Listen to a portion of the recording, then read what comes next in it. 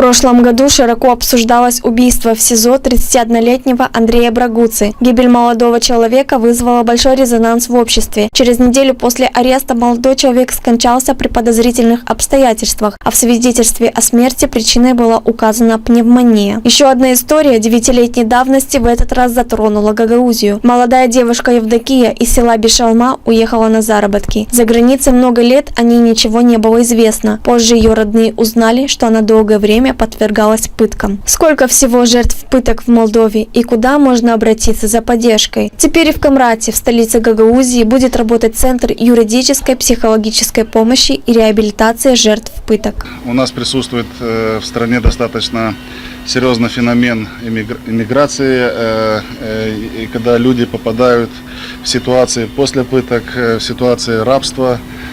Когда попадают люди в такие критические ситуации, крайне важно, чтобы они имели то место, куда они могут обратиться за помощью. Мужчина, женщина, дети или их родные могут обратиться в новый центр, где будет соблюдаться строгая анонимность, а специалисты окажут профессиональные услуги. Основная цель данного проекта – возвращение жертв пыток в нормальную жизнь, семью, работу. Любой человек, который считает, что он является жертвой пыток, что к нему применена пытка, или он опасается этого явления, может обратиться в данный центр. Ему будет оказана бесплатная юридическая, психологическая помощь. У нас работает юрист и психолог. Тем более, что наш юрист, он многие годы работал раньше в правоохранительной системе и знает, как говорится, изнутри это все и может оказать реальную помощь. Также к нам могут обратиться по телефону для получения бесплатных консультаций. И телефон в Камрате, наш телефон в Камрате 788-99-110.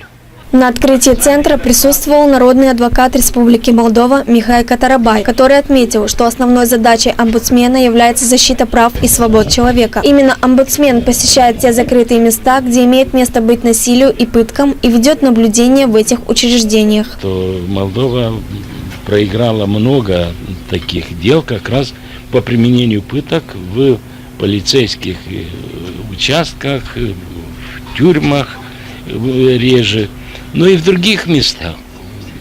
Народный адвокат ведет надзор порядка 60 учреждений, где люди находятся под, будем так говориться, надзором государства, и они лишены свободы, и вот там как раз применяются эти пытки. Права человека и демократия – это те ценности, которые поддерживает Европейский Союз. Как отметил посол Европейского Союза Петр Михалко, основная цель является оказание помощи в демократическом развитии Молдовы. На этот раз данная поддержка оказана в рамках нового проекта. Рад объявить о запуске в рамках глобального фонда «Европейский инструмент для демократии и прав человека» проекта «Все вместе скажем нет пыткам в Молдове.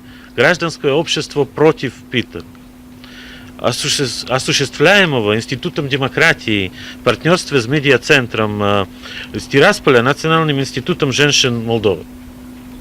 Проект с общим бюджетом 733 тысячи евро будет осуществляться в течение 36 месяцев в Республике Молдова, включая Приднестровский регион. В течение проекта предусмотрено проведение семинаров среди сотрудников пенитенциарных учреждений, полиции и психиатрических больниц. Именно в этих учреждениях в основном совершается жестокое обращение над людьми. По данным статистики Генеральной прокуратуры, в течение прошлого года прокуроры рассмотрели 640 уголовных процессов по факту совершения актов пыток.